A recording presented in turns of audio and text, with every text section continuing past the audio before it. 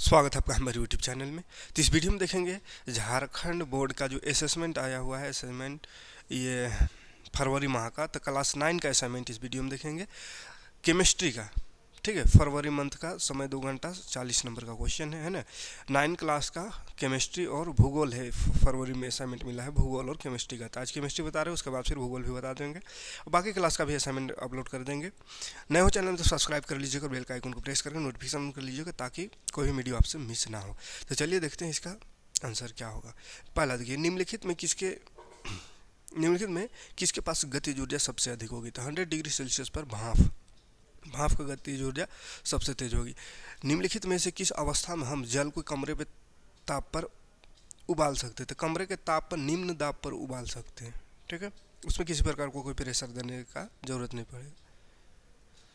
पहला ऑप्शन होगा। गर्मी में घड़े का जल निम्न में से किस प्रक्रिया के कारण ठंडा रहता है। तो वाष्पीकरण के कारण ठंडा होता है। ए नंबर ऑप्शन हो जाएगा। अगला क्वेश्चन है, स्थिर अनुपात का नियम किसने दिया। तो प्राउस्ट ने दिया था, प्राउस्ट।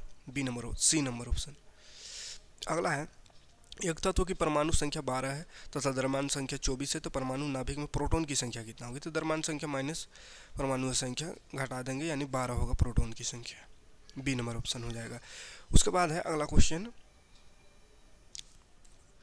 0.5 मोल जल का द्रव्यमान क्या होगा। तो 9 ग्राम होगा। 1 मोल जल का द्रव्यमान होता है 18 ग्राम, क्योंकि जल का फॉर्मूला H2O होता है। H का हो गया 2 और ऑक्सीजन का होता है 16। तो 16 और 2, 16 प्लस 2 18 हो गया। तो एक अणु का 18, 1 मोल का 18, तो 0.5 है था, मतलब आधा है था। 9 का आधा 8 का 18 का आधा 9 है ना। किसी तत्व की रासायनिक प्रकृति किस गुण द्वारा पर निर्धारित होता है। तो इसमें से कोई नहीं होगा। इसमें इलेक्ट्रॉन पर निर्भर होता है, तो इलेक्ट्रॉन का इसमें नहीं दिया हुआ है, तो कोई नहीं होगा। अधिकांश तत्व रासायनिक बंधन बनाने की कोशिश क्यों करता है। तो अपना अष्टक पूरा करने के लिए, 8 इलेक्ट्रॉन पूरा करने के लिए आखिरी सेल में। निम्नलिखित में कौन सा कथन रदरफोर्ड में नाभिक सिद्धांत के अनुसार सत्य है। तो इनमें से सभी सत्य है, ठीक है। तो ऑप्शन नंबर डी हो जाएगा, सभी सत्य है। अल्फा कण निम्नलिखित में से किसके सदृश है। तो हीलियम नाभिक। अल्फा कण में हीलियम नाभिक का होता है। सी ऑप्शन सही होगा। अगला क्वेश्चन है अति लघु क्वेश्चन, शुष्क बर्फ क्या है, इसे कैसे बनाया जाता है। उसके बाद है, या अथवा में इसको लिखना है, ठीक है। तो दोनों में से किसी एक को लिखना है। उसके बाद इसको यौगिकों को नाम एवं सूत्र लिखे। तो ये सब इसका आंसर हम चलिए दिखाते हैं। ये सब क्वेश्चन आप देख लीजिएगा, आंसर में हम आते हैं, ठीक है।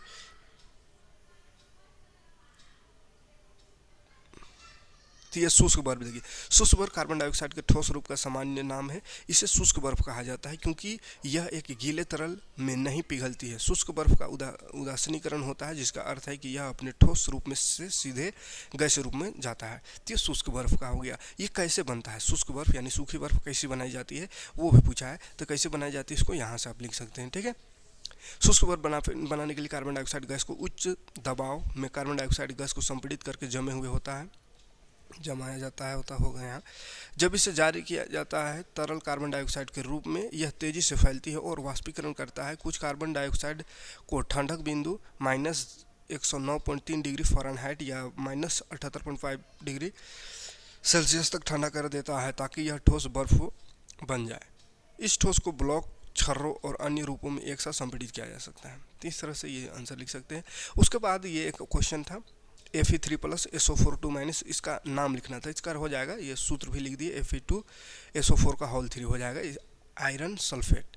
और एक NH4 प्लस है और CO3 2-, तो इसका हो जाएगा NH4 का होल 2 और CO3, तो इसका नाम हो गया अमोनियम कार्बोनेट, ठीक है। उसके बाद अगला क्वेश्चन था, समस्थानिक और समभारिक में क्या अंतर है, उसको लिखना है। तो समस्थानिक का परिभाषा पहले देखते हैं। एक ही तत्व के वे सभी परमाणु जिनका परमाणु संख्या एटॉमिक नंबर समान होता है, लेकिन तत्व के परमाणुओं का द्रव्यमान संख्या या परमाणु भारी भिन्न भिन्न होता है, तो उसको समस्थानिक कहते हैं, ठीक है। इसका उदाहरण भी बोलना है। अर्थार्थ में लिखा हुआ तो इसको लिखने की जरूरत नहीं, ठीक है। वो हो गया उदाहरण, डायरेक्ट लिखिएगा यहाँ से। हाइड्रोजन का, जैसे हाइड्रोजन का 3 समस्थानिक होता है, तो बोलते हैं प्रोटियम, ड्यूटेरियम, टाइटेनियम, ठीक है। परमाणु संख्या है कि द्रव्यमान संख्या अलग अलग, ठीक है। तो ये एक एग्जाम्पल लीजिए। उसके बाद संभारिक का है भिन्न भिन्न तत्वों का वो परमाणु जिनके परमाणु भार या द्रव्यमान संख्या समान होते हैं। परमाणु भार इसमें समान होगा है, और क्या होगा, परमाणु द्रव्यमान संख्या या परमाणु भार समान होगा, लेकिन परमाणु क्रमांक यानी एटॉमिक नंबर अलग अलग होगा तो उसको संभारिक कहते हैं, उसका जस्ट उल्टा है ना। तो इसका देखिए जैसे कार्बन 14 और नाइट्रोजन संभारिक है, तो कैसे है तो उसको देखिए, कार्बन 14 तथा नाइट्रोजन 7 का भी 14 होता है द्रव्यमान संख्या। तो दोनों क्या है, द्रव्यमान से में 14 लेकिन जगह अलग अलग है, वो 6 नंबर है वो 7 नंबर में, ठीक है। तो ये संभारिक है, ठीक है। दूसरा एग्जाम्पल ये भी है, तो एक एग्जाम्पल लिखना काफ़ी है, ठीक है। आगे बढ़ते हैं। केनाल किरण किसे कहते हैं, वो क्वेश्चन था शायद, और किसने खोज की। तो गोल्डस्टीन ने सन 1886 में एक नए विकिरण की खोज की जिसे उन्होंने केनाल रे का नाम दिया। केनाल किरणों धनावेशित विकिरण है जो एनोड से कैथोड की ओर जाती है, इन्हें एनोड किरणों भी कहा जाता है। केनाल किरणों के कारण ही धन आवेशित कण प्रोटॉन की खोज हुई। तो ये उसका आंसर हो जाएगा। अगला क्वेश्चन, हाँ, गर्मी के दिन में छत पर पानी क्यों छिड़कते हैं, तो उसका आंसर ये हो जाएगा, पूरे दिन में गर्मी और धूप की वजह से छत की सतह अत्यधिक गर्म रहती है। जब इस पर पानी छिड़का जाता है तो वाष्पीकरण की क्रिया होने लगती है। वाष्पीकरण की क्रिया में छत की ऊष्मा का प्रयोग होता है और परिणाम स्वरूप छत की ऊष्मा अपनी सतह पर पड़े पानी को भाप में बदल देते हैं और छत की ऊष्मा खत्म होने पर स्वयं ठंडी हो जाती है। यही कारण है कि गर्मियों के दिनों में फर्श और छतों को पानी छिड़का जाता है, ठीक है। ये हो गया। उसके बाद परमाणु और आयन में अंतर पूछा है अगला क्वेश्चन में, साइंस का है। तो परमाणु में 4 अंतर बोला है, लेकिन यहाँ पे आपको 6 अंतर दिखा दे रहे हैं, 4 लिख सकते हैं। परमाणु विद्युतता उदासीन होता है, और जबकि आयन पर धन आवेशित या ऋण आवेशित होता है। परमाणु में प्रोटॉन और इलेक्ट्रॉन की संख्या समान होता है, जबकि आयन में प्रोटॉन की संख्या निश्चित होती है, लेकिन इलेक्ट्रॉन की संख्या कम या ज़्यादा होती है। परमाणु का आकार धन आयन से बड़ा होता है, जबकि आयन का आकार परमाणु का आकार से छोटा होता है। परमाणु का आकार ऋण आयन से छोटा होता है, जबकि आयन का आकार परमाणु के आकार से बड़ा होता है। यह अस्थायी होता है, जबकि आयन अस्थायी होता है। परमाणु अस्थायी और आयन होता है अस्थायी। तो यहाँ 6 अंतर लिख दिए हैं, 6 अंतर दिखा रहे हैं, 4 अंतर लिखना है, लिख लीजिएगा। उसके बाद सोडियम का संरचना बनाना था, तो ये सोडियम का संरचना इस तरह से बना दीजिएगा, ठीक है, इस तरह से सोडियम का संरचना, ठीक है, 281 ही है। उसके बाद हाइड्रोजन के समस्थानिक का नाम लिखना था, तो अभी देखे थे समस्थानिक में भी एग्जाम्पल के रूप में, तो वही चीज़ लिखना है। प्रोटोनियम एक होता है ड्यूटेरियम और एक होता है टाइटेनियम। तो ये तीनों का नाम लिखना है खाली, ठीक है। उसके बाद अगला इलेक्ट्रॉन को हरास करने से या इलेक्ट्रॉन लेने से उसमें आवेश क्यों है, तो आवेशित क्यों हो जाता है, वो पूछा है। तो चलिए उसका आंसर हो जाएगा, क्योंकि इलेक्ट्रॉन हरास करने में से परमाणु में इलेक्ट्रॉन का होता है माइनस साइन होता है, तो माइनस की संख्या में कमी होती है। इलेक्ट्रॉन अगर दिया किसी को, तो मतलब इलेक्ट्रॉन माइनस होता है, तो माइनस की संख्या में कमी हो जाएगा। प्रोटॉन प्लस और न्यूट्रॉन की संख्या तो उतना ही रहती है, मतलब प्लस ज़्यादा हो गया माइनस कम हो गया, तो इसीलिए परमाणु में धन आवेश से प्लस माइनस बराबर होता है तो आवेश रहित होता है। लेकिन एगो इलेक्ट्रॉन दे दिया किसी को, हरास माने कमी हो गया, दे दिया मतलब क्या हो रहा है कि प्लस तो नहीं दिया, माइनस वो दिया, तो माइनस प्लस से कम हो गया, तो इसलिए यह आवेशित हो जाता है। तो इलेक्ट्रॉन की संख्या उतना ही रहेगी,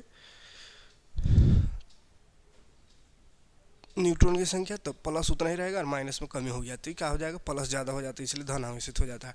वही उसका उल्टा जस्ट होता है जब इलेक्ट्रॉन प्राप्त करता है। जब किसी इलेक्ट्रॉन प्राप्त किया तो माइनस बढ़ जाएगा, प्लस तो उतने हैं, तो माइनस बढ़ गया इसलिए वो ऋण आवेशित हो जाता है। तो इस तरह से वो आवेशित हो जाता है इलेक्ट्रॉन देने या लेने से। उसके बाद संयोजकता है, संयोजकता का प्रकार पूछा है। तो संयोजकता तत्वों को परमाणुओं के परस्पर संयोजन करने की क्षमता को संयोजकता कहा जाता है।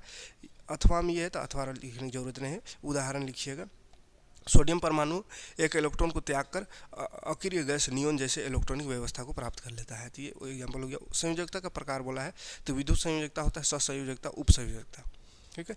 तो ये विद्युत संयोजकता के बारे में थोड़ा सा लिख दीजिएगा, यहाँ पे देख लीजिए, स्क्रीनशॉट ले लीजिएगा। सहसंयोजकता ये हो गया, उसके बाद फिर उपसंयोजकता ये हो गया, ठीक है।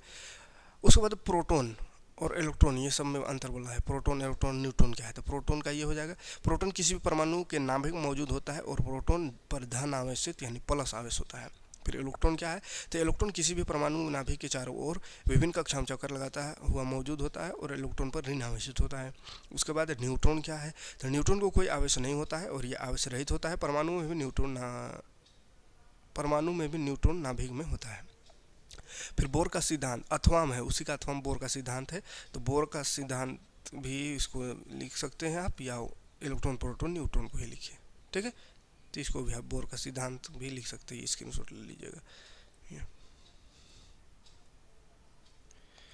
अगला क्वेश्चन में आते हैं, परमाणु द्रव्यमान इकाई क्या होता है ये पूछा है। तो कार्बन 12, परमाणु द्रव्यमान इकाई के कार्बन 12 को कार्बन 12 के संदर्भ में परिभाषित किया जाता है। परमाणु द्रव्यमान इकाई का उपयोग परमाणु और आणविक भार को व्यक्त करने के लिए किया जाता है और यह एक कार्बन 12 परमाणु के द्रव्यमान के 12वें हिस्से के बराबर होता है।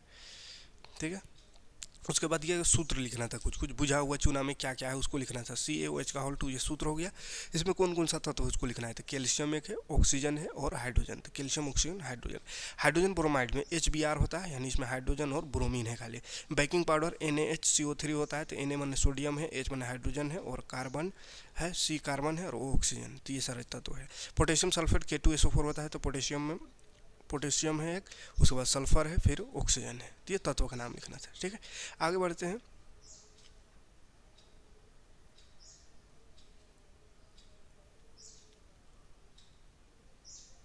चलिए इतना ही क्वेश्चन था।